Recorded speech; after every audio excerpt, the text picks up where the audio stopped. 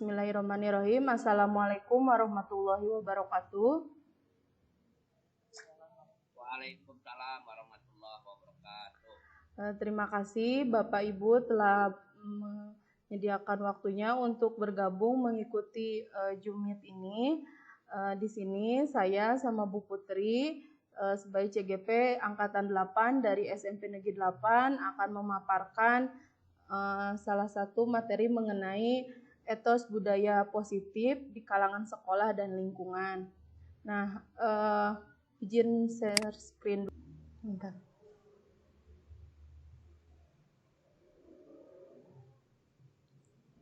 Coba di perlu ini di Nah, Bapak Ibu yang akan kami sampaikan yaitu budaya positif, membangun budaya positif di sekolah dan lingkungan.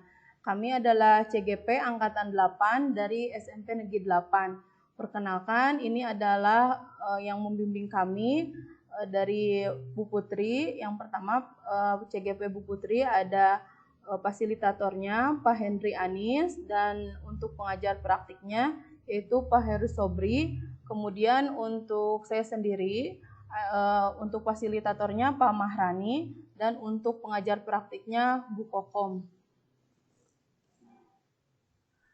Nah, salam dan bahagia.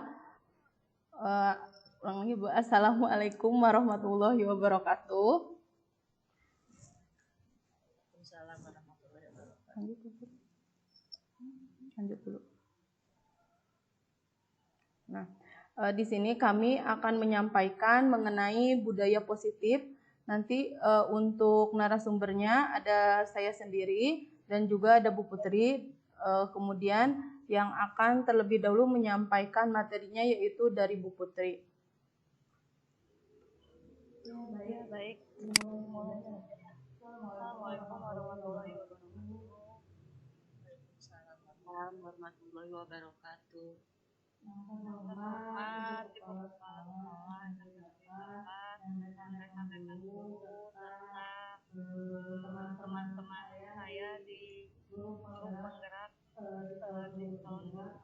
Terima kasih sudah menyempatkan waktunya semuanya dan juga ada orang tua juga yang sudah menyempatkan waktunya untuk mengikuti kegiatan kami sebagai Guru penggerak, calon guru penggerak. Ini adalah salah satu tugas yang harus saya penuhi dan Bu Elisa pemaparan tentang budaya positif kepada rekan orang tua. Baik. Dimulai saja. Ini budaya positif. Di sini Pertanyaan pemantik. Yang pertama, hukuman dapat mendisiplinkan anak-anak. Menurut Bapak Ibu semua, setuju tidak untuk hukuman dapat mendisiplinkan anak-anak?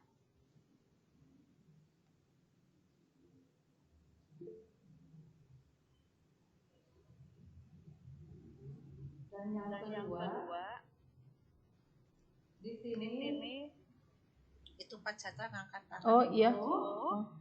Iya Bapak. Gimana Pak? Setuju atau tidak?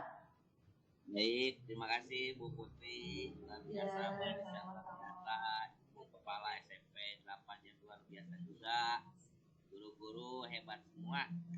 Ya, di waktu sedang atau di waktu sibuk kita terus belajar. Hukuman dapat mendisiplinkan anak itu menurut saya pribadi itu belum tepat. Karena ada 5 posisi kontrol yang harus kita pahami. Jadi hukuman itu tidak selalu dapat mendisiplinkan. Nanti lebih lanjutnya ada poin yang lain. Itu Bu Putri lanjut. Iya Bapak. Nah, hukuman dapat mendisiplinkan anak-anak untuk Nanti akan dijelaskan. Nanti akan saya jelaskan lebih lanjut. Nah, yang kedua, pemberian hukuman dengan hal positif membaca atau membersihkan halaman sekolah dapat meningkatkan disiplin anak. Apakah setuju atau tidak, Bapak Ibu? Tidak setuju. Tidak setuju. Ya. Terus yang ketiga, memberi penghargaan dapat meningkatkan motivasi belajar anak. Setuju atau tidak? Tidak setuju, Bu. Tidak setuju. Ya, Ya, mari kita lihat. topik yang akan kami bahas. Di sini buat budaya positif kami akan menjelaskan tentang disiplin positif dan nilai-nilai kebaikan berusaha, terus teori motivasi, hukuman dan penghargaan, dan juga restitusi, terus keyakinan kelak, kebutuhan dasar manusia dan dunia berkualitas, 5 positif kontrol yang tadi disebutkan sama Pak Caca, dan segitiga restitusi. Disiplin positif dan nilai-nilai kebajikan universal. Nah, perubahan paradigma. Kegiatan kepalan tangan. Ada A dan B, Anda dan teman Anda. Baiklah, cari tulisan atau buku yang sangat berharga letakkan di salah satu tangan Anda dan genggam benda atau sesuatu tersebut dengan gaya buatlah sebuah kepalan. Nah, teman Anda akan mencoba sekuat tenaga dengan berbagai cara meminta Anda memberikan benda tersebut. B. Bisa membujuk, mengancam, menghardik, merayu, menyuap apa saja agar dapat membuka kepalan tangan Anda. Apa yang terjadi?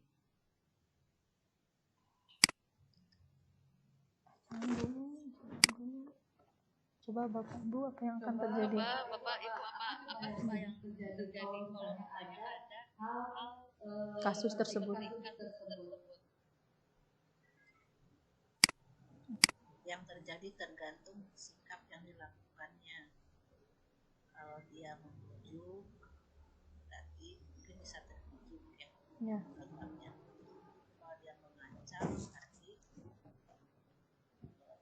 kemungkinan besar akan terjadi kontrak ya sama lain. Kalau menyuap mungkin dia melepaskan, tapi dengan sesuatu yang dia harapkan ada timbal baliknya. Jadi bukan memberikan secara ikhlas apa yang dalam genggamannya. Mungkin seperti itu, Bu. Ya, terima kasih Bu. Coba yang lainnya ya. Lainnya coba ada. Yang lainnya Bu Reni. Oh, Bu Tiara gitu. Di situ ada. Tiara, Bu Arifa.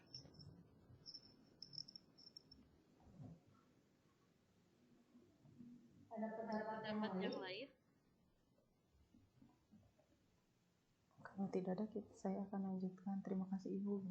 Kalau tidak ada, Bu Putri. Ya. Ya, nggak apa-apa ya. Gak apa-apa, bagus lagi. Iya, Bapak bagus. Terima kasih. Ini semua yang poin A atau poin B tergantung pada bentuk atau relasi.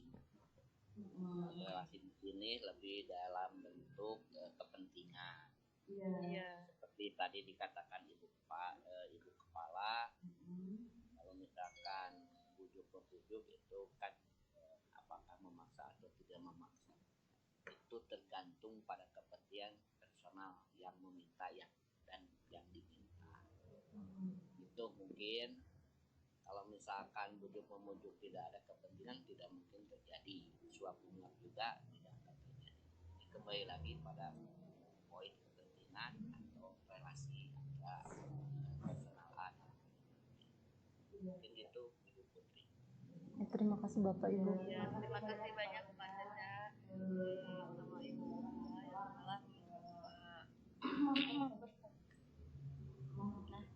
telah kita lanjutkan. Perubahan paradigma dari kontrol atau teori pilihan ilusi kontrol. Nah, ini ilusi mengontrol murid.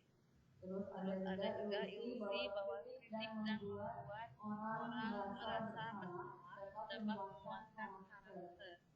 Ada juga ilusi bahwa semua penguatan positif efektif dan bermanfaat.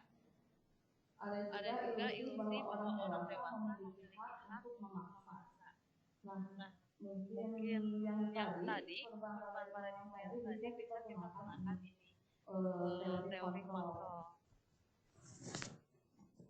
Nah, untuk perubahan paradigma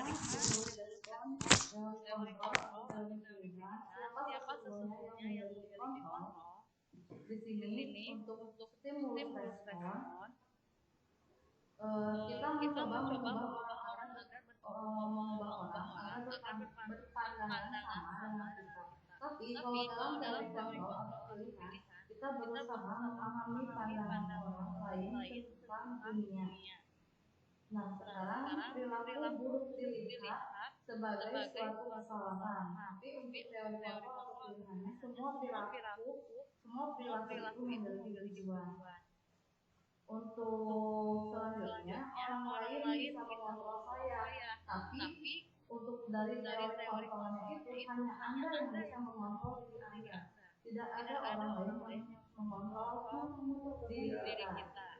Nah, terus saya bisa mengontrol orang lain, tapi ternyata di dalam teori kontrol itu Anda tidak bisa mengontrol orang lain.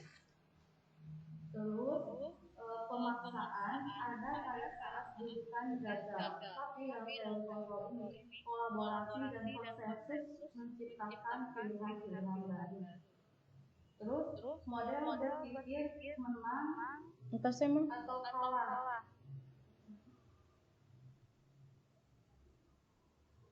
Dalam teori kontrol itu model berpikir menang-menang. Tuh, dari teori stimulus respon ke teori kontrol. Nah, di sini ada disiplin positif. Teori kontrol atau teori pilihan itu menurut Dr. William Glasser, Anda tidak bisa mengontrol orang lain, hanya Anda yang bisa mengontrol diri Anda. Maka di sini belajar kontrol dari belajar kontrol diri, mengendalikan aktivitas agar tercapai tujuan mulia yaitu sesuatu menjadi seseorang yang tak diinginkan berdasarkan nilai-nilai yang kita hargai. Nah, di sini juga ada semua perilaku memiliki tujuan. Terus ada juga model berpikir menang-menang, kolaborasi dan konsensus menciptakan pilihan-pilihan baru, dan ada juga realitas atau kebutuhan kita berbeda-beda. Kita berusaha memahami pandangan orang lain tentang dunia. Setiap orang memiliki gambaran berbeda.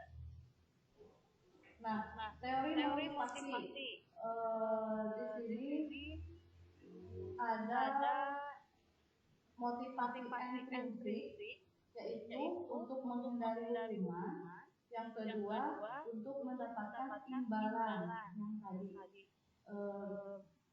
Dan motivasi intrinsik itu untuk menghargai diri sendiri. Nah, nilai-nilai kebajikan universal, terus keyakinan, dan yang tadi kata Pak yang posisi kontrol itu yakni 1.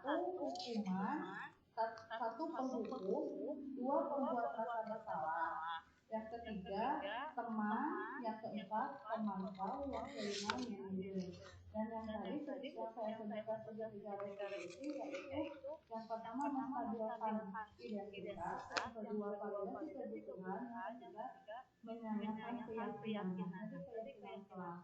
Nah, 5 Bu. Di sini juga kita harus melihat 5 kebutuhan dasar manusia. Yang pertama yaitu bertahan hidup, penguasaan, kasih sayang dan rasa diterima, kesenangan, dan juga kebebasan. Itu disiplin positif menurut Dr. William Glasser. Nah, apakah makna disiplin? Di sini berasal dari bahasa Latin disciplina yang artinya belajar. Makna asal dari kata ini berkonotasi dengan disiplin diri dari murid Socrates dan Plato. Disiplin diri orang mengenali potensinya menuju sebuah tujuan apa yang dia hargai. Namun dalam budaya kita, makna kata disiplin telah berubah menjadi sesuatu yang dilakukan seseorang pada orang lain untuk mendapatkan kepatuhan. Nah, kecenderungan umum adalah menghubungkan kata disiplin dengan ketidaknyamanan, bukan dengan apa yang kita hargai atau pencapaian suatu tujuan mulia. Nah, nilai-nilai kebajikan universal. Nilai-nilai kebajikan itu adalah sifat-sifat positif manusia yang merupakan tujuan mulia yang ingin dicapai setiap individu. Nilai-nilai tersebut bersifat universal dan lintas bahasa, suku bahasa, agama maupun latar belakang. Yang pertama, setiap perilaku atau perbuatan menuju suatu tujuan. Menurut Dr. William Jameson pada California tahun 1984. Nah, dengan mengenalkan nilai-nilai kebajikan yang dijakini seseorang, maka motivasi intrinsiknya akan terbangun sehingga menggerakkan motivasi dari dalam untuk dapat mencapai tujuan mulia yang diinginkan. Menurut Diana dosen tahun 1998. Nah, nilai-nilai kebajikan yang dicapai oleh setiap anak Indonesia kita kenal dengan profil pelajar Pancasila yang sekarang kalau di SMP 8 itu baru kelas 7 yang dilakukan program pelajar Pancasila. Nah, program pelajar Pancasila ini apa saja? Yaitu beriman, bertakwa kepada Tuhan Yang Maha Esa dan berakhlak mulia, mandiri, bermoral kritis, berkebiasaan global, bergotong royong dan juga kreatif. Nah, untuk yang selanjutnya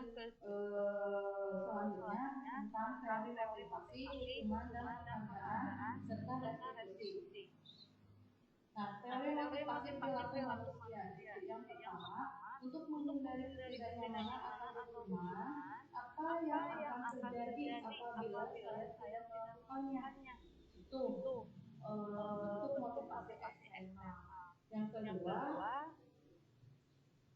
untuk mendapatkan imbalan dari orang lain atau institusi, apa yang akan saya dapatkan apabila saya melakukannya? Itu motivasi eksternal juga. Nah, yang ketiga, untuk menghargai diri sendiri. Saya akan menjadi orang yang seperti apa bila saya melakukannya? Itu motivasi internal. Tujuan disiplin positif. Nah, merdeka menurut Ki Hajar Dewantara, merdeka itu artinya tidak hanya terlepas dari perintah, akan tetapi juga cakap buat memerintah diri sendiri. Ki Hajar Dewantara, pemikiran konsepsi, keteladanan, sikap merdeka, 85. Dari halaman 469. Nah, ini yang tadi ada didukung oleh penghargaan. Jadi kita semua menyebutkan tidak setuju dengan didukung oleh penghargaan. Nah, bahwa penghargaan berlaku sama dengan hukuman. Dalam arti meminta atau membujuk seseorang melakukan sesuatu untuk memenuhi suatu tujuan tertentu dari orang yang meminta atau membujuk, dorongannya eksternal dan akan ada faktor ketergantungan. Nah, beberapa dampak dari pemberian penghargaan itu antaranya pengaruh jangka pendek dan jangka panjang, terus penghargaan mendukung, penghargaan mengurangi ketepatan, penghargaan tidak efektif, penghargaan merusak hubungan. Itu yang dihukum oleh penghargaan. Nah, ada lagi penghargaan menurunkan kualitas, penghargaan menurunkan kreativitas, penghargaan mengurangi motivasi.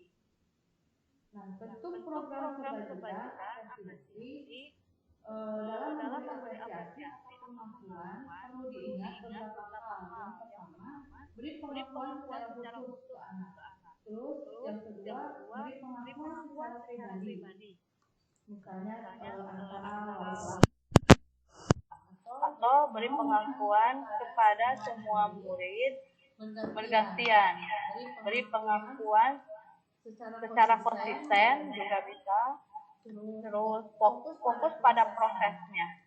itu bentuk program kebajikan. Nah, contoh pengakuan atau apresiasi kebajikan. Yang pertama, misalnya kemarin saya perhatikan nilai kebajikannya, rasa empatimu besar sekali. Situasi pada saat menolong murid baru di kelas kita. Nah, yang kedua, saya menghargai kamu, misalnya gimana, itu kalimat pertamanya. Nah, nilai kebajikannya kepedulian, situasinya pada saat kamu membantu teman-temanmu di tugas kelompok.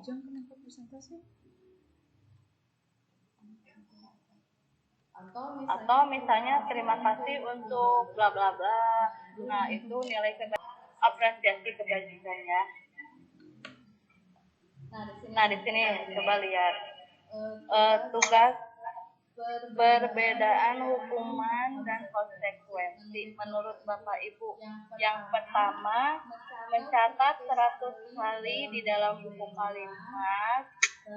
Di dalam buku kalimat, saya tidak akan terlambat lagi karena terlambat ke sekolah. Menurut Bapak Ibu, itu hukuman atau konsekuensi?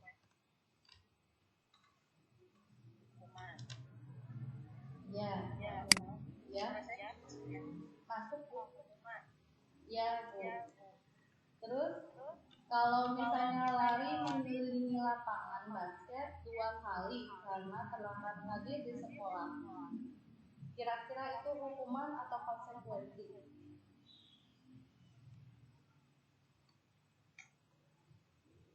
Ada yang mau jawab? Konsekuensi. Sebagai akibat dari keterlambatan. Ya. Terus kalau misalnya murid diminta untuk push up 15 kali karena tidak menggunakan masker ke sekolah. Nah, ini hukuman atau konsekuensi? Hukuman. Ya. Terus selanjutnya, menggantikan kertas tugas teman yang telah dicoret-coret. Hukuman atau konsekuensi, Bapak Ibu? Konsekuensi. Iya. Terus membersihkan tumpahan air di meja tulis karena tersenggol pada saat belajar. Hukuman atau konsekuensi? Konsekuensi. Yang lainnya kadang jawab ya. Iya. Yang lain mana? Suaranya.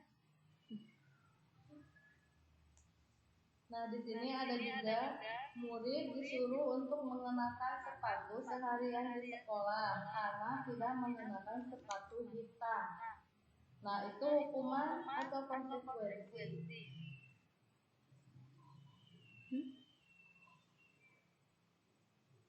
Murid disuruh untuk mengenakan sepatu seharian di sekolah karena tidak mengenakan sepatu.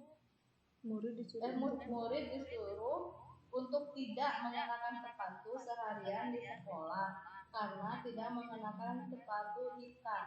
Hukuman atau konsekuensi? Hukuman, ya. Nah, satu lagi, lari mengelilingi lapangan basket 2 kali. Oh iya, pembelajaran Anda akan berakhir dalam 15 menit untuk mengajar pelajaran PJOK. Itu hukuman atau konsekuensi? Gimana? Konsekuensi. Iya. Konsekuensi ya, konsekuensi. Ya, coba kita lihat ya. Ternyata yang pertama itu adalah hukuman yang mencatat 100 kali di dalam buku kalimat saya tidak akan terlambat lagi, itu hukuman. Yang kedua, lari mengelilingi lapangan basket, itu juga hukuman. Yang ketiga, murid diminta push up, itu juga hukuman. Nah, mengganti kertas tugas teman yang telah dicoret-coret itu konsekuensi. Membersihkan tumpahan air di meja tulis itu konsekuensi. Terus murid disuruh untuk tidak mengenakan sepatu seharian itu hukuman. Dan yang terakhir, lari mengelilingi lapangan basket itu konsekuensi. Nah, tadi saya sebutkan apa itu restitusi. Restitusi itu adalah proses menciptakan kondisi bagi murid untuk memperbaiki kesalahan mereka sehingga mereka bisa kembali pada kelompok mereka dengan karakter yang lebih kuat. Nah, restitusi juga merupakan proses kolaboratif yang mengajarkan murid untuk mencari solusi untuk masalah mereka dan membantu murid berpikir tentang orang seperti apa yang mereka ingin menjadi atau tujuan kuliah dan bagaimana mereka harus memperlakukan orang lain. Itu menurut dosen 2004 tentang restitusi. Nah, di sini ada identitas gagal, berarti hukuman, dan ada identitas sukses atau disiplin, atau bisa juga konsekuensi atau restitusi. Nah, sesuatu yang menyakitkan, identitas gagalnya sesuatu yang menyakitkan harus terjadi. Konsekuensinya sesuatu harus terjadi, sedangkan restitusi merupakan pilihan. Terus tidak nyaman untuk murid atau anak untuk jangka waktu panjang. 13 menit lagi. Tidak nyaman untuk murid atau anak untuk jangka waktu panjang. Nah, restitusi menguatkan untuk murid atau anak dalam jangka waktu panjang. Sedangkan hukuman, misalnya korban mendapatkan keadilan, konsekuensinya korban bisa diabaikan, restitusinya korban mendapatkan ganti. Terus murid atau anak akan disakiti, konsekuensinya murid atau anak dibuat tidak nyaman. Kalau untuk restitusinya murid atau anak mendapatkan penguatan. Ada lagi perilaku pasif agresif meningkat kalau hukuman. Nah, kalau yang sekarang yang kita pakai itu konsekuensi bisa penguatan hanya bertahan dalam jangka waktu pendek dan restitusinya masalah terpecahkan. Terus untuk yang selanjutnya sistem tidak akan berjalan bila murid tidak takut. Kalau misalnya untuk yang sekarang konsekuensi memerlukan monitoring dan supervisi terus menerus dari guru. Nah, restitusinya murid belajar tanggung jawab untuk perilakunya. Nah, kalau dulu kita hukuman berlaku hanya pada sebuah institusi, tidak berlanjut pada kehidupan nyata. Kalau konsekuensi, kalau yang sekarang membantu penerapan mengikuti peraturan dalam masyarakat, atau restitusinya fokus pada pemikiran masalah dalam jangka waktu panjang. Terus kalau misalnya hukuman itu peraturannya adalah kamu harus seperti itu. Kalau misalnya konsekuensi, apa peraturannya? Mampukah kamu melakukannya? Terima kasih. Kalau restitusi, apa yang kamu yakini? Apa yang bisa kamu lakukan untuk memperbaiki masalah ini? Itu yang ditanyakan Pak Ahmad. Terus kalau misalnya hukuman murid atau anak membaca peraturan. Kalau hukuman, kalau konsekuensi, kalau yang kita gunakan konsekuensi, murid atau anak menghormati peraturannya. Atau misalnya restitusi yang kita gunakan, murid atau anak akan menghormati dirinya dan orang lain. Jadi kita bisa memilih ya, kalau negatif bagaimana, kalau konsekuensi itu netral akan menghormati.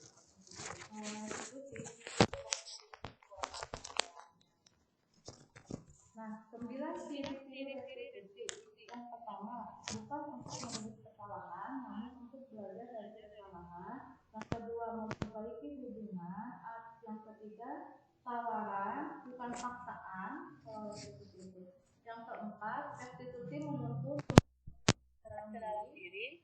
Yang kelima, restitusi mencari kebutuhan dasar yang mendasari tindakan. Yang keenam, restitusi diri adalah cara yang paling baik. Yang ketujuh, restitusi fokus pada karakter bukan tindakan. Yang kedelapan, restitusi fokus pada solusi. Yang kesembilan, restitusi mengembalikan murid yang berbuat salah pada kelompoknya. Nah, selanjutnya tentang keyakinan kelas akan dijelaskan oleh Bu Elisa.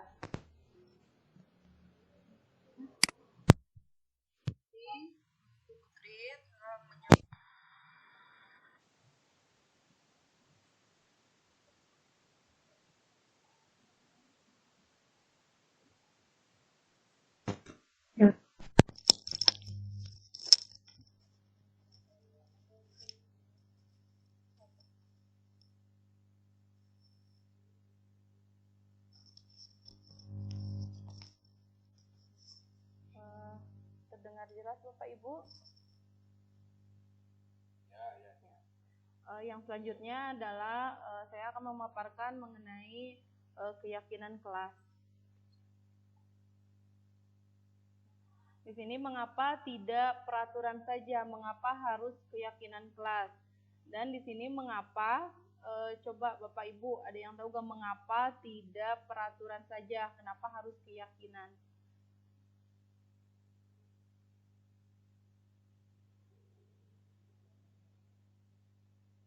Ada yang tahu Bapak Ibu kenapa tidak peraturan, bedanya peraturan sama keyakinan? Coba ya, Ya Bapak, mangga.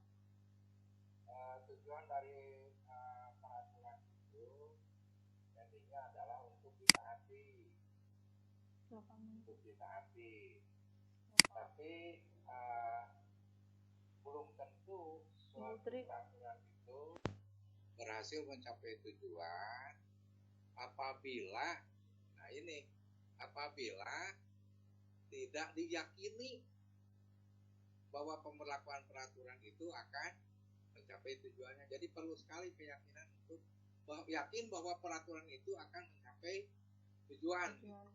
Ya, terima kasih Bapak. Terima kasih. Nah, ini salah satu pertanyaan contohnya mengenai mengapa kita memiliki peraturan harus menggunakan helm bila mengendarai kendaraan roda 2, di situ peraturan atau keyakinan? Peraturan. Kalau berkendaraan harus pakai helm ya. Ya, Pak. Peraturan itu. Ya. Kemudian di sini juga ada mengapa kita memiliki peraturan 3M seperti menggunakan masker, mencuci tangan, dan menjaga jarak. Di situ keyakinan ataukah peraturan?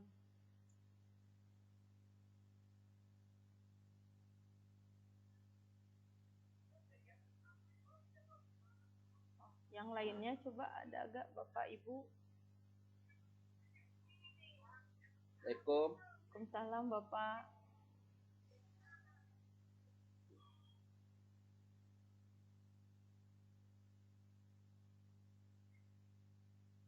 Bu Elisa ikut diskusi. Ya boleh Bapak. Pak Ijang. Oh iya baca. Dukung. Salam. Mengapa tidak peraturan saja? Mengapa keyakinan kelas? Jadi menurut pendapat saya peraturan itu ada untuk menertibkan atau biar tertib. Kemudian kenapa harus keyakinan? Keyakinan itu kan sesuatu yang keluar dari diri kita sendiri. Jadi peraturan ada, tetapi keyakinan tidak ada, itu tidak akan jalan. Misalkan, mengapa kita harus tertib berlalu lintas, kemudian kenapa kita harus pakai helm? Tertib, tetapi keyakinannya tidak ada, itu akan tidak selamat juga. Jadi beririsan juga antara tertib dengan keyakinan yang keluar dari dalam diri sendiri. Jadi kalau ditingkatkan, ini peraturan, ini keyakinan. Jadi peraturan itu akan jalan bila keyakinannya memadai. Kemudian yang lain pun sama. Mengapa kita harus 3M? Biar selamat, biar sehat. Kemudian mengapa peraturan datang tepat waktu pada saat menutup pelatihan? Karena kalau telat datang pasti akan merubah sesuatu yang menjadi keyakinan semua kelas itu. Ya, terima kasih Bapak. Ya, terima kasih Bapak. Nah, benar untuk di sini ya benar kata Pak Cica tadi, Untuk mendukung motivasi intrinsiknya sendiri, kembali ke nilai-nilai dan keyakinan-keyakinan lebih menggerakkan seseorang dibanding mengikuti serangkaian peraturan-peraturan. Jadi kadang peraturan masih bisa dilanggar ya, tapi kalau sudah mengikuti keyakinannya berarti pasti diikuti. Selanjutnya, nah, di sini untuk budaya positif, peraturan kelas itu ada di lingkaran paling dalam. Yang pertama itu dari budaya positifnya dulu, kemudian lingkungan positifnya dulu, kemudian keyakinan kelas, barulah peraturan kelas. Nah, di sini yang mana yang merupakan keyakinan kelas? Terlihat gak Bapak Ibu, di sini ada dari TK Dharma Wanita Persatuan. Di sini ada kesepakatan kelas, datang tepat waktu, mengucapkan salam, menjaga kebersihan sekolah, berdoa sebelum dan sesudah kegiatan, aktif dalam pembelajaran dan tertib. Untuk kesepakatan kelasnya, di sini kami guru dan murid yang saling menyayangi. Yang kedua, kami murid yang sangat semangat belajar, dan kami murid yang peduli dengan teman-teman. Ya, yang mana yang keyakinan kelasnya? Ini kan kesepakatan kelas. Untuk keyakinan kelasnya, kira-kira yang mana Bapak Ibu?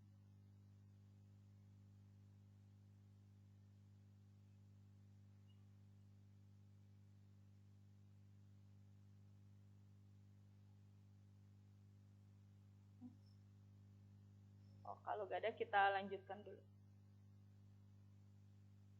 Nah, di sini ada kegiatan pendalaman mengenai keyakinan kelas menggunakan tabel T dan Y.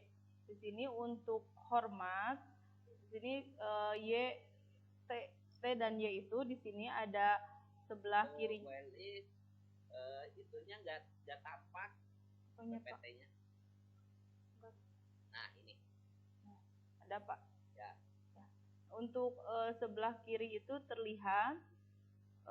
Untuk sebelah kanan yang pertama ada yang terdengar paling atas untuk hormat, kemudian sebelah kirinya terlihat, sebelah kanannya berperilaku.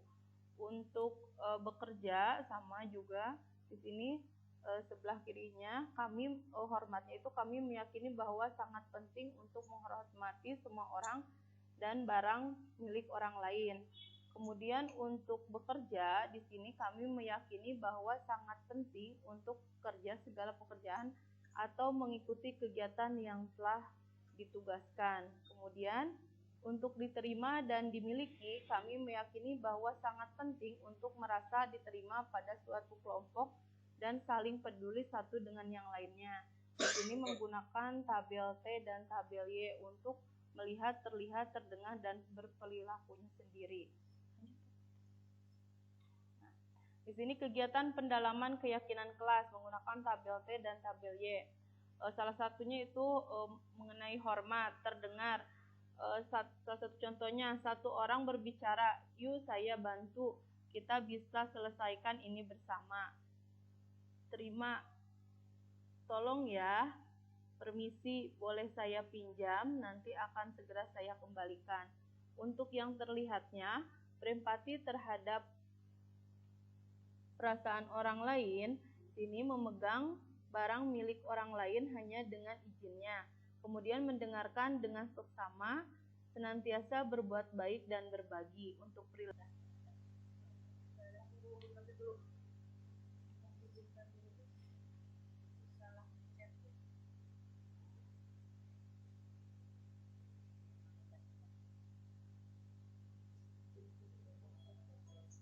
lanjut aja lah, dari tabel itunya dilanjut aja, lanjut aja. Saya udah ini. Bubut gak kelihatan, yang itunya sembunyikan dulu. Nah tadi mohon maaf Bapak Ibu, tadi sampai mengenai membuat keyakinan kelas menggunakan tabel T dan tabel Y.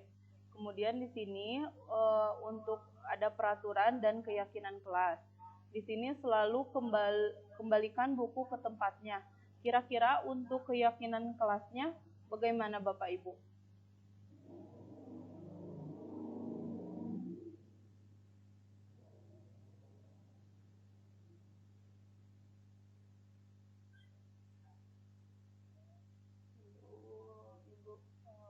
belum pada gabung.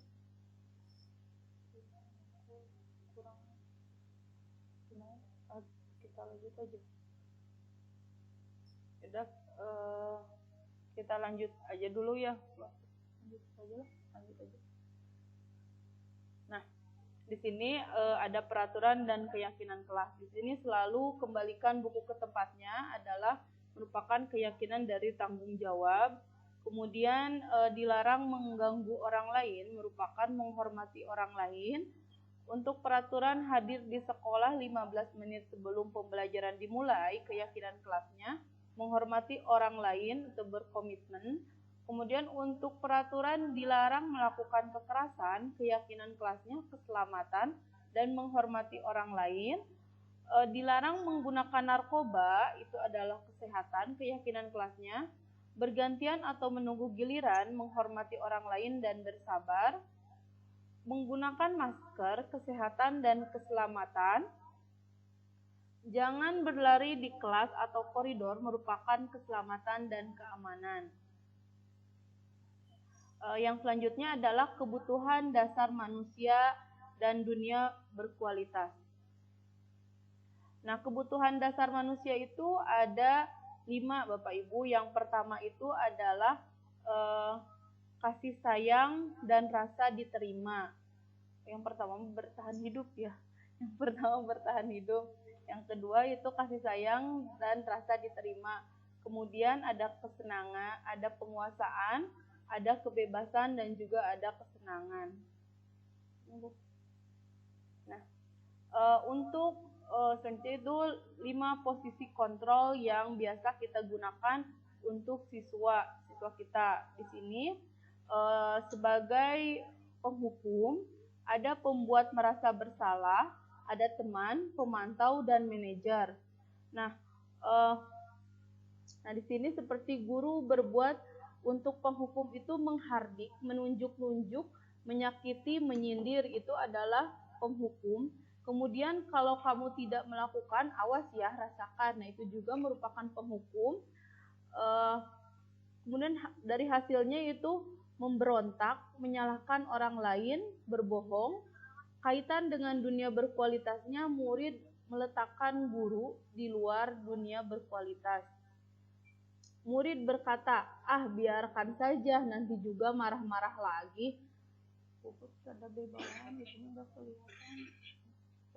Untuk pembuat rasa bersalah, di sini berceramah.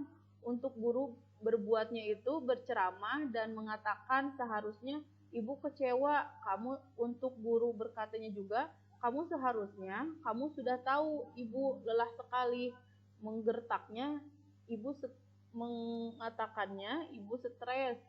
Kemudian hasil kesiswanya itu menyembunyikan, menyangkal, dan berbohong.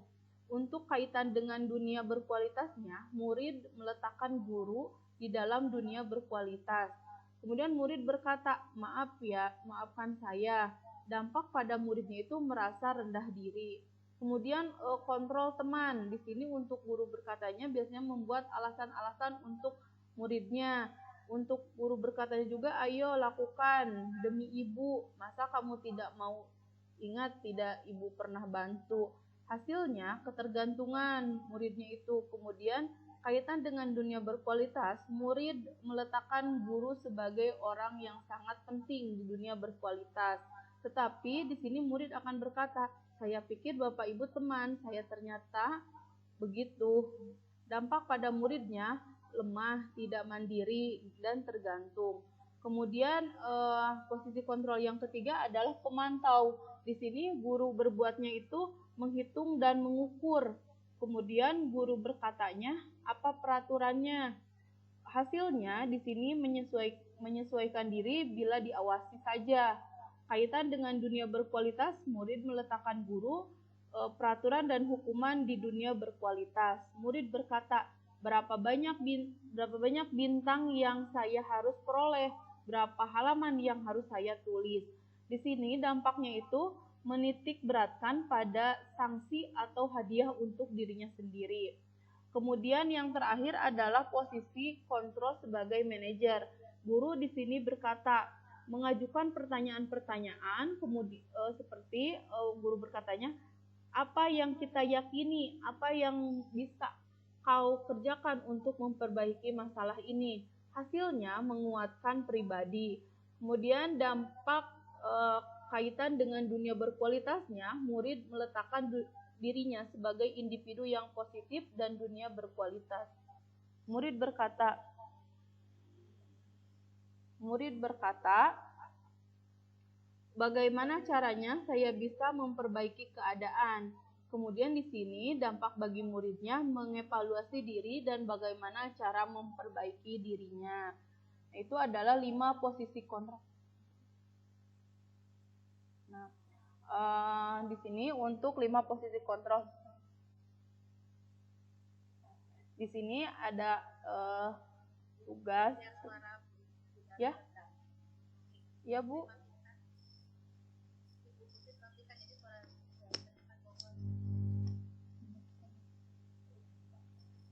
Op. Ya, mohon maaf Bu, soalnya ini dalam satu ruangan. Nah, di sini pertanyaan-pertanyaan, saya kecewa sekali dengan kamu. Siapa yang mengatakan? Di sini membuat orang merasa bersalah. Kemudian kamu tidak pernah benar melakukannya. Di sini merupakan penghukum. Ayolah lakukan demi ibu atau bapak, ini sebagai kontrol teman. Apakah kamu mau mendapatkan stiker bintang hari ini? Itu adalah pemantau. Kemudian untuk manajer, bagaimana kamu bisa menyelesaikan masalah ini? Dan penghukum, kamu selalu yang paling terakhir. Bergerak antara peraturan pemantau, konsekuensi atau hadiah, atau nilai-nilai manajer dan memperbaikinya. Terus aja, ini dilewat aja. Ini yang materi selanjutnya yaitu mengenai segitiga restitusi. Ini adalah segitiga restitusi. Sini Bapak Ibu tentu punya alasan di sini segitiga restitusi itu biasanya digunakan untuk menyelesaikan permasalahan yang dihadapi oleh siswa. Segitiga restitusi itu terdiri dari menstabilkan identitas, validasi kebutuhan dan menanyakan keyakinan. Di sini untuk menstabilkan identitas, di sini setiap orang pasti pernah melakukan kesalahan. Kamu bukan satu-satunya yang pernah melakukan ini untuk menstabilkan identitas. Kemudian untuk validasi kebutuhan, di sini kamu tentu punya alasan mengapa melakukan itu. Biasanya ditanya dulu siswanya kenapa alasannya melakukan hal tersebut, itu ada di bagian validasi kebutuhan. Dan adakah cara lebih efektif untuk mendapatkan apa yang kamu butuhkan. Dan yang terakhir itu ada menyatakan keyakinan, yaitu nilai-nilai apa yang telah kita sepakati dan kamu ingin menjadi orang yang seperti apa, itu di menyatakan keyakinan. Untuk membuat anak yang merasa gagal karena berbuat salah menjadi positif terhadap dirinya. Di sini contoh menstabilkan identitas. Guru berkata, berbuat salah itu hal yang manusiawi, tidak ada manusia yang sempurna. Bapak atau ibu juga pernah salah, kita pasti bisa menyelesaikan permasalahan ini. Bapak atau ibu tidak tertarik untuk mencari tahu siapa yang benar dan siapa yang salah, tetapi bapak ibu lebih tertarik untuk menyelesaikan masalah. Kalau kamu menyalahkan dirimu sendiri terus-menerus, apakah kamu bersikap baik pada dirimu sendiri? Itu adalah bagian dari menstabilkan identitas. Kemudian memvalidasi kebutuhan. Membantu murid mengenali basic need atau kebutuhan dasar yang ingin dipenuhi ketika melakukan kesalahan itu. Pada dasarnya, setiap tindakan manusia tujuannya adalah memenuhi kebutuhan dasar. Apakah itu penguasaan, kebebasan, kasih sayang, dan rasa diterima, kesenangan, atau bertahan hidup. Di sini guru berkata, kamu bisa saja kan melakukan hal yang lebih buruk, tapi kamu tidak melakukannya kan? Kamu pasti punya alasan mengapa melakukannya. Apa yang penting bagi kamu?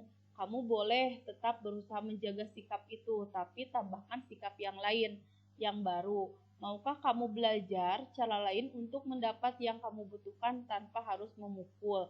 Apakah kamu bisa melakukan dengan lebih baik besok hari. Nah, itu merupakan bagian dari validasi kebutuhan. Nah, yang terakhir adalah dari segi 360 menanyakan keyakinan. Anak melihat kesalahan yang dihubungkan dengan norma sosial dan nilai-nilai yang mendasari manusia berinteraksi dengan orang lain. Misalkan guru berkata, apa nilai yang kita percaya di kelas atau sekolah kita? Nilai-nilai universal apa yang telah kita sepakati? Kelas yang ideal itu yang seperti apa sih? Kamu ingin jadi anak seperti apa? Apa yang kamu rasakan ketika kamu melakukan itu? Kamu menjadi orang yang seperti apa?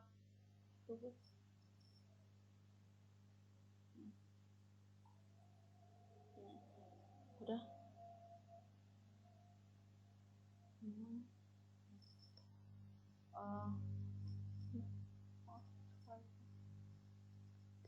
Mungkin itu Bapak Ibu pemaparan materi dari kami.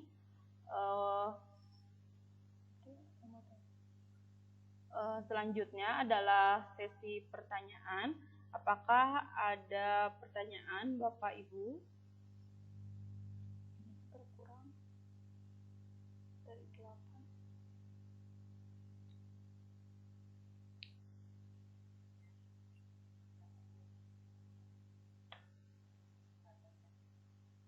Apa yang tadi sudah dipaparkan oleh tidak biasa, tidak biasa, itu merupakan hal baru menjadi tantangan kita bisa aplikasikan di dalam kelas-kelas kita. Tadi kan ada aturan, ada keyakinan kelas. Yang saya ingin tanyakan dari apa yang sudah disampaikan tadi, tantangan apa yang Bu Elisa dan Bu Putri dapatkan ketika misalkan ingin mencoba mengaplikasikan tentang keyakinan kelas tersebut.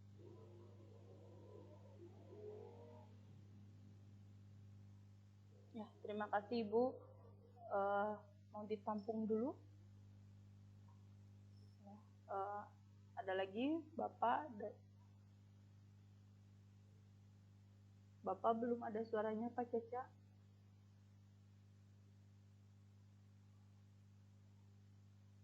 Mikrofonnya Bu.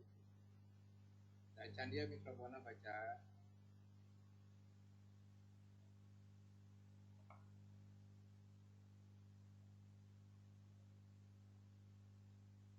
Bu Elisa bapaknya. Oh, mangga Pak. Ya. Ya.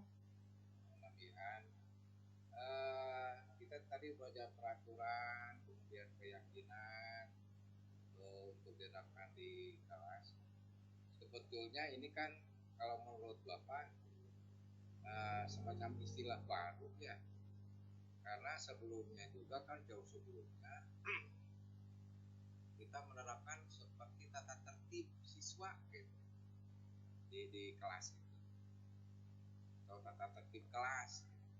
Kira-kira menurut Bu Elisa perbedaannya di mana atau sama persis gitu antara kesepakatan yang kita buat kemudian meyakini siswa dan yang selama ini sudah berlaku yaitu tentang tata tertib siswa di kelas itu ya penjelasannya.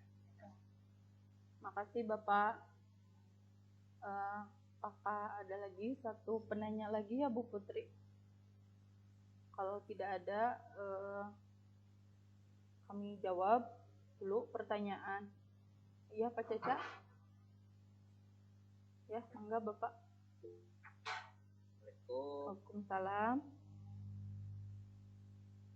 Pertanyaan, bila ini masalah keyakinan dan tata tertib yang tadi. Apabila dua-duanya itu antara peraturan dan keyakinan itu dua-duanya itu tidak sinkron, apa yang akan dilakukan oleh Bu Elisa dan Bu Putri di satuan Pak itu apa aja lah. Ya. Terima kasih ya. Ya Pak, terima kasih juga. Nah, izin menjawab, boleh dari Ibu Putri dulu. Yang dari belumnya tantangan apa yang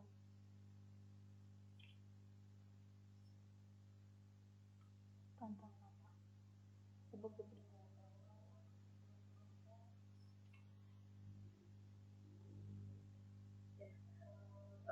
Baik, saya akan menjawab dari Ibu Kepala yang dulu.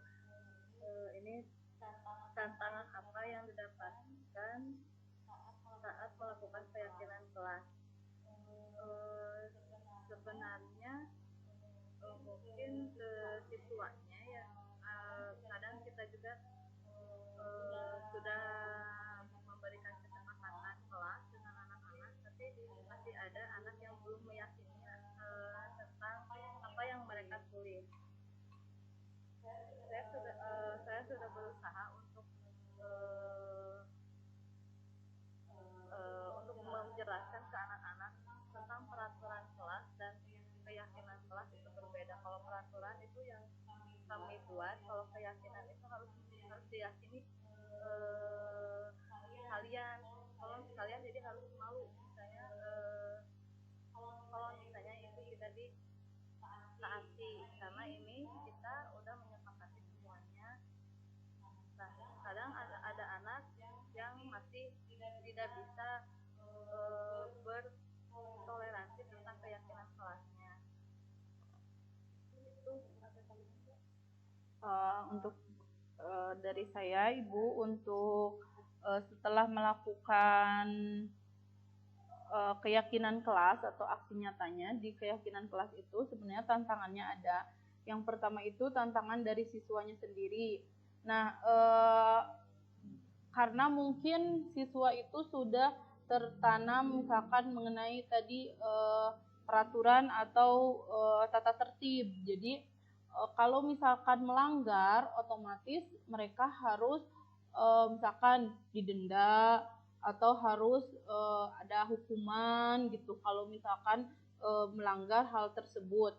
Nah, jadi ketika dilakukan keyakinan kelas, mereka itu kebingungan, Bu, apa keyakinan kelas itu? Nah, jadi hal pertama yang dilakukan itu adalah menjelaskan kepada mereka apa keyakinan kelas. Jadi keyakinan berarti keyakinan, yang namanya keyakinan itu yang kamu yakini. Kemudian setelah dibuat keyakinan kelasnya sudah ada, nah mereka itu masih bilang gini, lalu Bu, kalau misalkan kita melanggar, apakah ada hukuman? Misalkan contohnya gini, tidak melakukan piket kelas. Bu, kalau tidak melakukan piket kelas berarti didenda ya 100.000 katanya gitu. Nah, di situ juga saya bagaimana ya kalau misal ya kan tidak ada hukuman gitu. Nah, lalu saya jelaskan kepada mereka, nah ini tuh kan yang kalian buat sendiri. Ketika kalian sudah meyakini hal tersebut itu salah, lalu kalian langgar, apa yang kalian rasakan? Nah, ada dari anak itu menjawab, gak enak Bu perasaannya, jadi gak ini Bu, gak ada perasaan yang gak enak lah gitu intinya. Nah, berarti kalau gak enak berarti kamu harus melakukannya atau tidak? Tidak Bu, berarti kalau melakukannya kamu melanggar. Nah, iya melanggar. Jadi Bu, tapi Bu masih ada nanya lagi, Bu bagaimana kalau misalkan kan, jadi kalau gitu mah bebas aja Bu, katanya nggak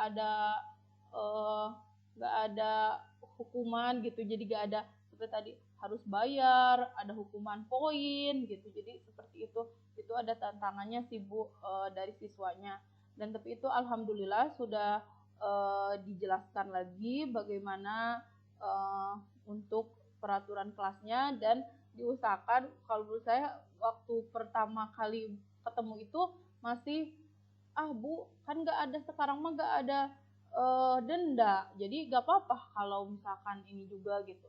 Nah, masih ada anak yang nyeleneh bilang seperti itu, tetapi lama-kelamaan saya terus ketika setiap pagi itu ke kelas diucapkan lagi, coba sebutkan 3 keyakinan kelas yang sudah kalian buat gitu. Udah diterapkan belum keyakinannya? Nah, lama-kelamaan mungkin yang tidak melakukannya pun akan diingatkan sama temannya, dan merasa tidak enak. Dan alhamdulillah ada beberapa yang sudah mengikuti keyakinan itu. Itu sih yang pertama untuk keyakinan kelasnya.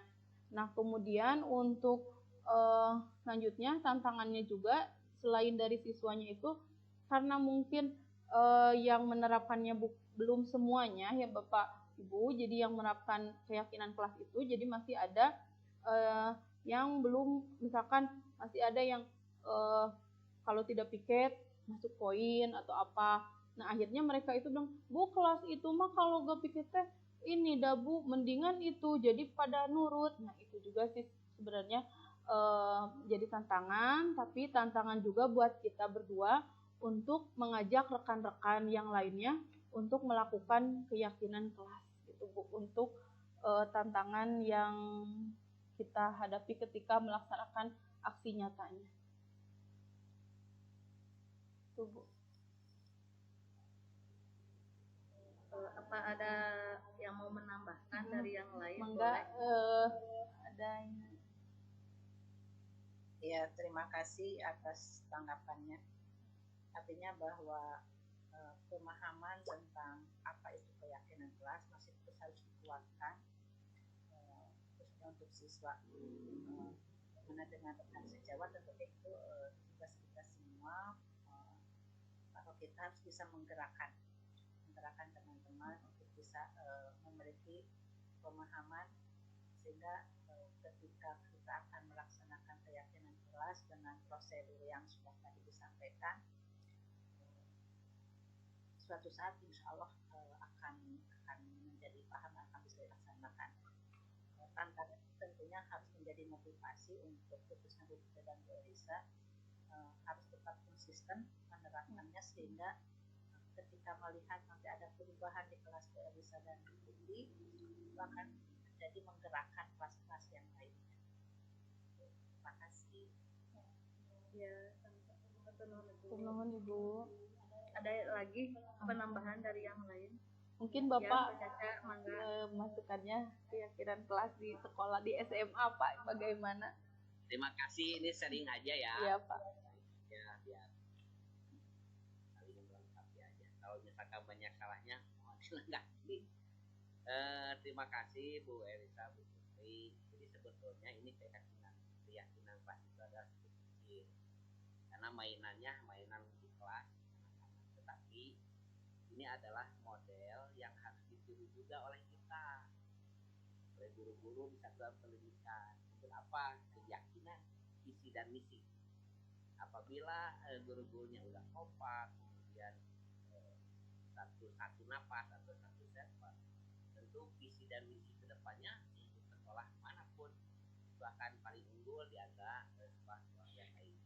Biasanya kita hanya visi misi itu biasanya hanya membuat kemudian dibiarin, kemudian refleksinya pun ada yang 2 tahun 3 tahun padahal sudah tidak sesuai dengan kontrak yang ada.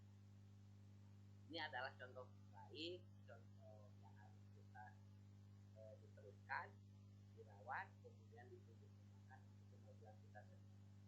Terima kasih Bu Elisa. Ya, Bu terima Putri, kasih Bapak sudah telah menambahkan. memberi inspirasi kepada saya sendiri, khususnya akan apa yang tadi dipresentasikan. Mudah-mudahan saya juga bisa melaksanakan untuk diri sendiri, kemudian untuk kelompok saya dan kelompok masyarakat yang lain. Terima kasih Jadi, Bapak. kita bermula dari keyakinan diri sendiri, keyakinan kelas, keyakinan kelompok guru, keyakinan satuan pendidikan, keyakinan terus, keyakinan kedinasan, COVID. Mungkin itu. Terima kasih Bapak. Ucapan. Bapak. Terima kasih. Assalamualaikum. Waalaikumsalam. Terima kasih Bapak, Ibu. Akan dilanjutkan pertanyaan selanjutnya dari Panjang ya tadi mengenai keyakinan peraturan kelas sama tata tertib siswa itu berbeda dan berbeda atau sama, dan kalau misalkan berbeda di mana perbedaannya gitu ya Pak?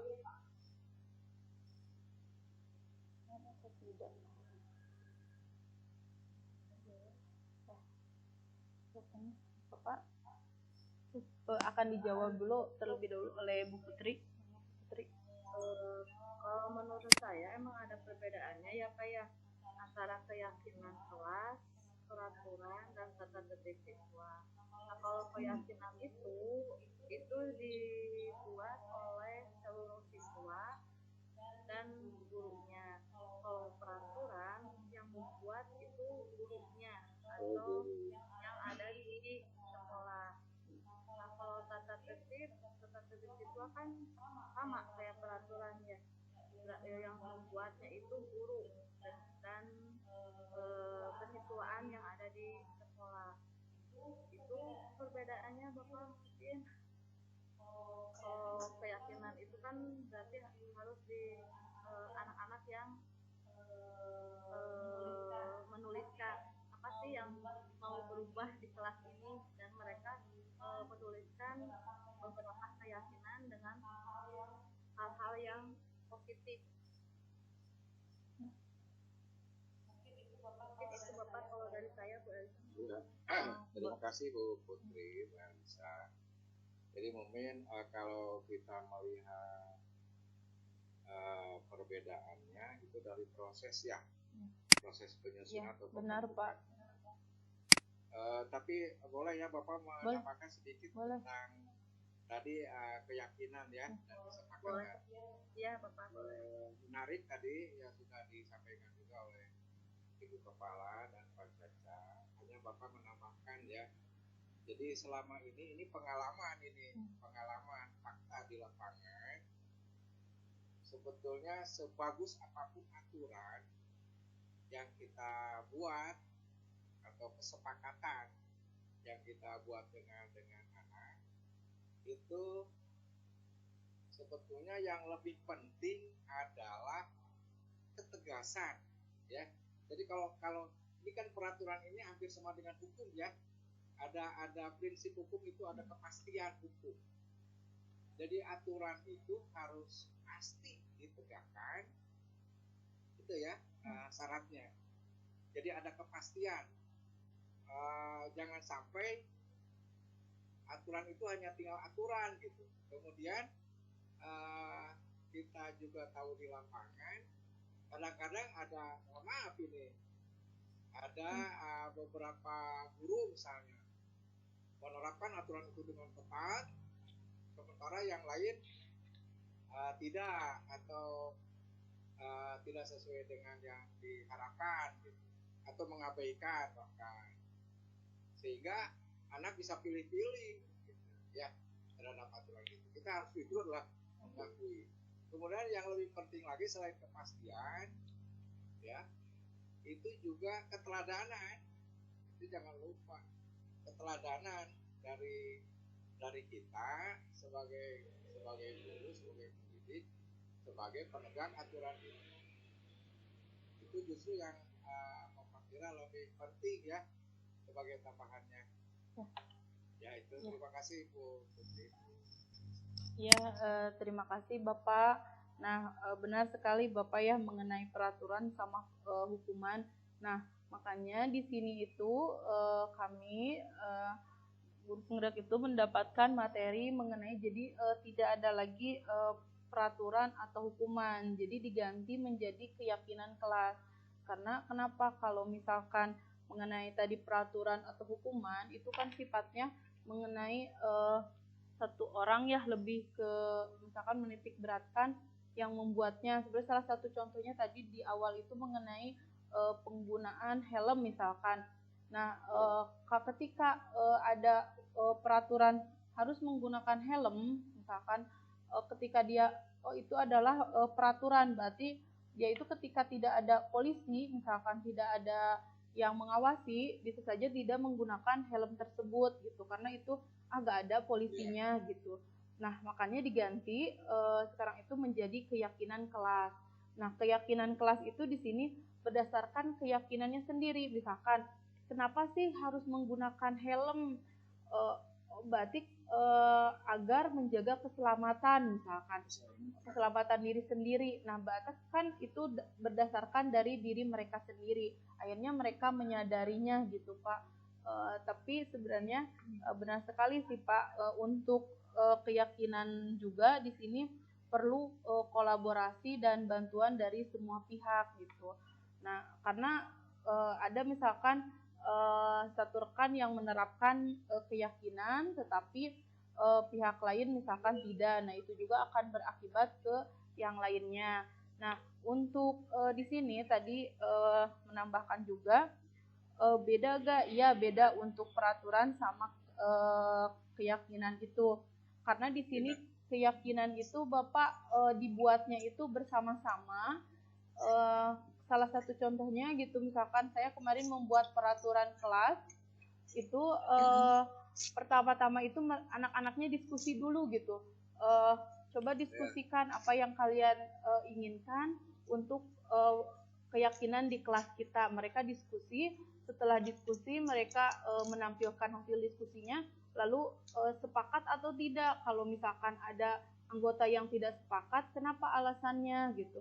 Jadi yang hasil akhirnya dari diskusi itu yang benar-benar mereka yakini gitu Pak. Tapi itu masih masih perlu pembelajarannya juga dari sayanya Pak, dari ininya, dan perlu konsistennya juga kata Ibu juga. Nah, itu mungkin tantangan bagi kami di kemudian hari gitu. Ya. Itu Pak. Ya, cukup. Terima kasih, Mbak. Terima kasih Bapak. Apa ada yang mau menambahkan dari yang lain? Silakan, mangga. Pak Eto. Pak Eto atau nuhun tadi. Atau nuhun Boleh Bapak. menambahkan, Bu? Boleh. Ya, kan untuk membuat kesepakatan dan keyakinan kelas kita bisa berangkat dari peraturan ya, supaya anak-anak tidak merasakan perbedaan yang terlalu jauh. Jadi dari peraturan yang sudah ada, yang sudah pernah dipahami, nah itu bisa diarahkan menjadi ke kesepakatan, dari kesepakatan menjadi keyakinan kelas dengan menggunakan tadi yang tabel Y, tabel T gitu ya. Jika anak-anak paham bahwa peraturan ini bisa menjadi suatu keyakinan. Seperti peraturan tadi menggunakan helm, kan awalnya peraturan menggunakan helm, tetapi ketika sudah menjadi keselamatan, maka dia tidak lagi berpikir ada polisi atau tidak kan, karena sudah sampai keyakinan bahwa itu adalah keselamatan. Jadi kita bisa berangkat dari peraturan yang sudah atau tata tertib yang sudah pernah ada, kemudian diarahkan supaya menjadi kesepakatan dan keyakinan. Terima kasih Ibu atas tambahannya.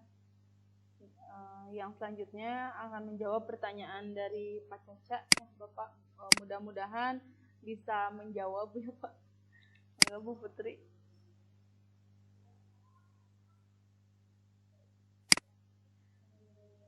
Tadi Mikrofon. Tadi Pak Caca bertanya keyakinan dan tata tertib apabila dua-duanya tidak sinkron, apa yang akan dilakukan? Maksudnya berarti keyakinan yang kita buat di kelas dan sama tata tertib yang di sekolah begitu sama.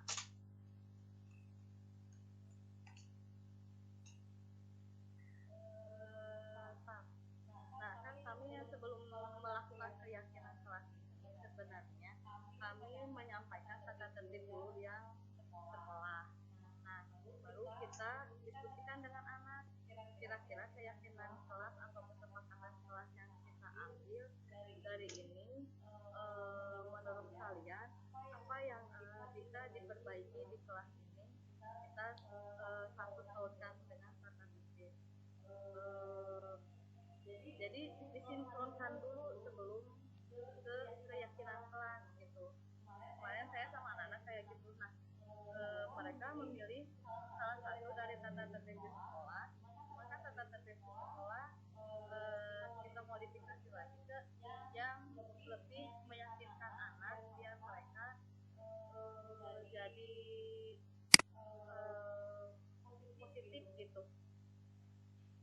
Jadi yakin akan anaknya meyakini tentang kesepakatan bersama gitu. Saya kemarin kayak gitu, jadi disinkronkan gitu dengan keyakinannya. Tapi kok di sini jadi tidak ada keyakinan kelas yang tidak sinkron kemarin teh. Jadi belum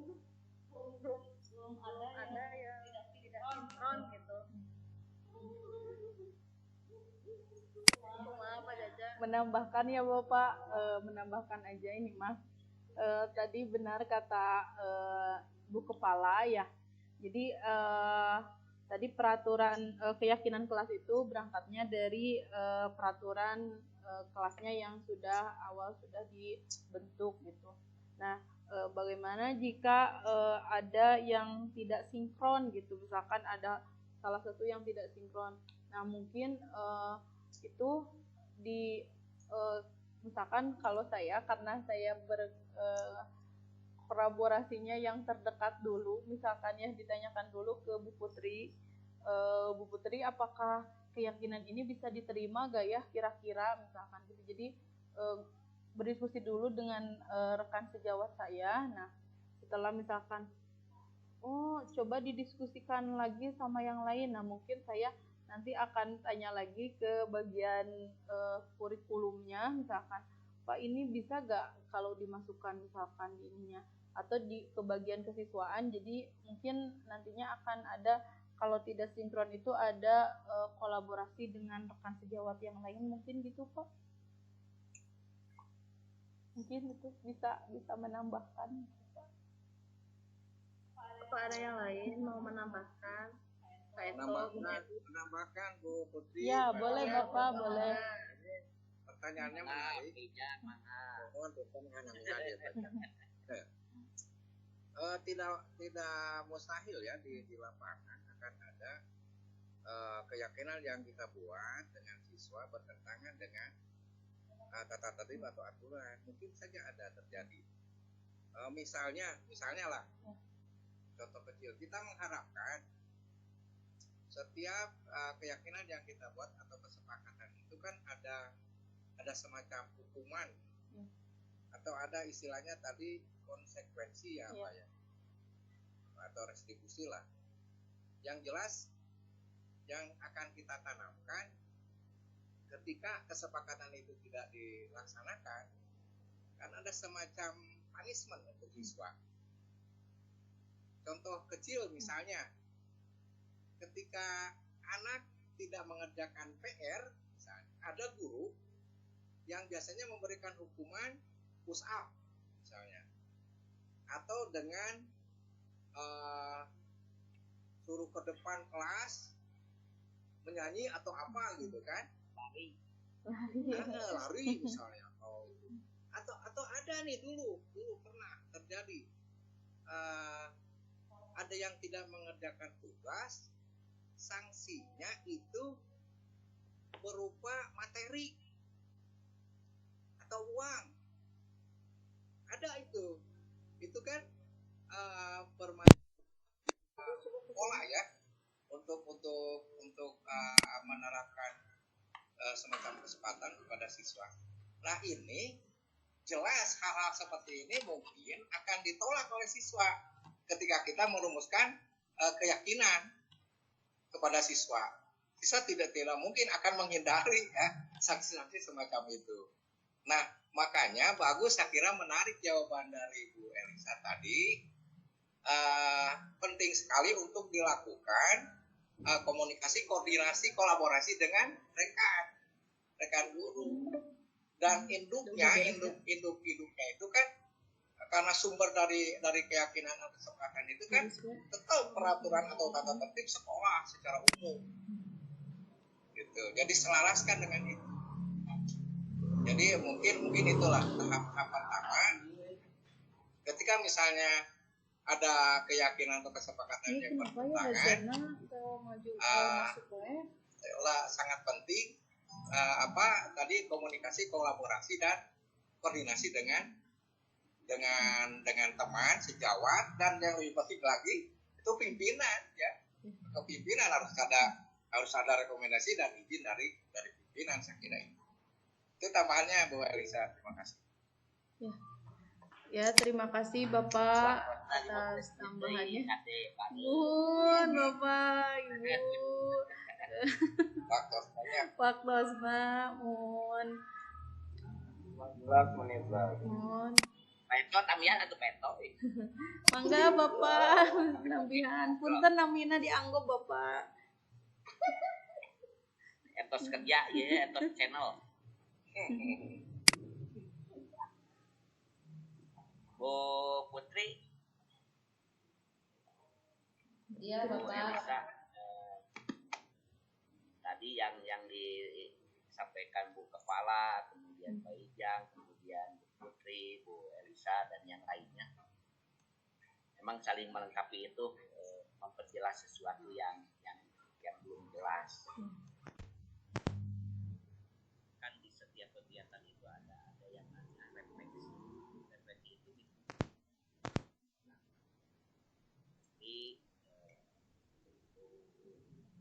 keyakinan. Sebetulnya tertib itu kalau bisa melibatkan siswa, karena tertib itu untuk siswa, kecuali tertib guru. Terus melibatkan guru, tertib siswa. Nanti setelah itu ditarik ke keyakinan yang keluar dari masing-masing. Nah, kenapa sering tidak sinkron? Apa yang kita lakukan ini?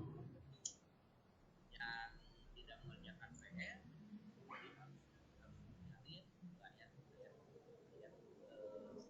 Yasin misalkan satu buku, kan itu kurang sinkron. Jadi ada sesuatu nafas yang ditarik dari nafas besar ke nafas kecil, artinya ditarik ke kreatif. Itu akan menjadi sinkron. Kebanyakan tidak sinkron, tidak nyambung itu karena yang pertama kita tidak pernah.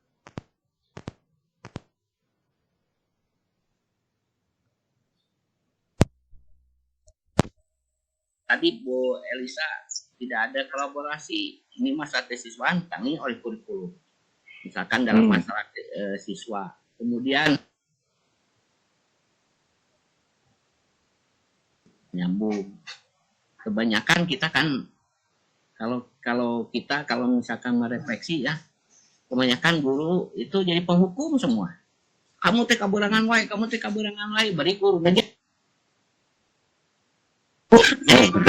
Harus dibalikan. Kelabaran. Ya, kepala sekolah itu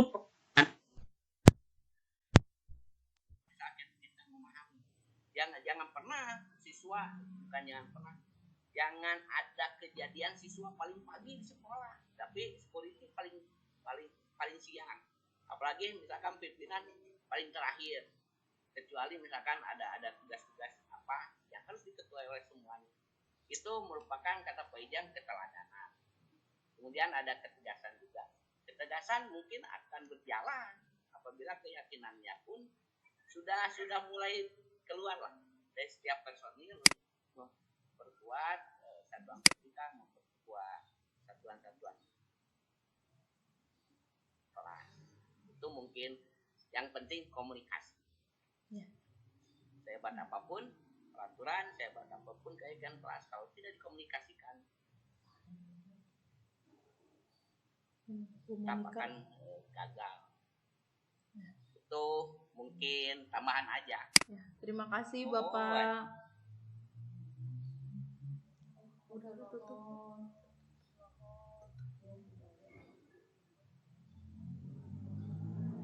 Foto bersama dulu.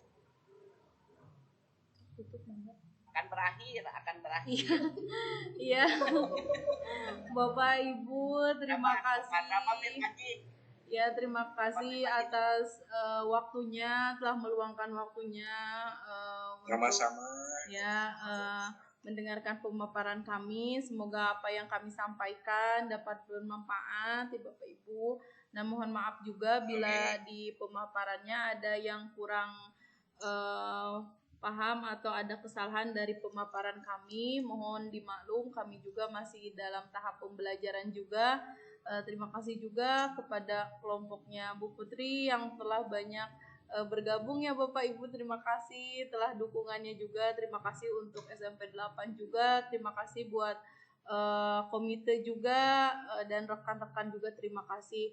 Semoga kita sama-sama untuk dapat mengembangkan SMP Negeri 8 ke arah yang lebih baik lagi, membudayakan budaya positif bagi gurunya juga bagi siswanya.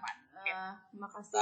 Nah, sebelum selesai izin untuk foto bersama dulu ya Bapak Ibu. Jadi mohon yang off-cam dibuka dulu kameranya. Kita foto bersama dulu ya sebentar. Peto mah wios tadi foto ge peto. Aku mau ngefoto Pak. Kiringan. Mana ikannya Mas Eto? Siap. Ya, bentar Bapak. Aya Pak Epul kamana wae sehat.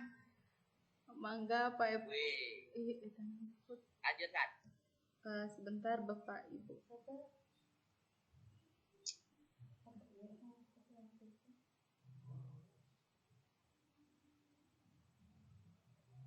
Dah.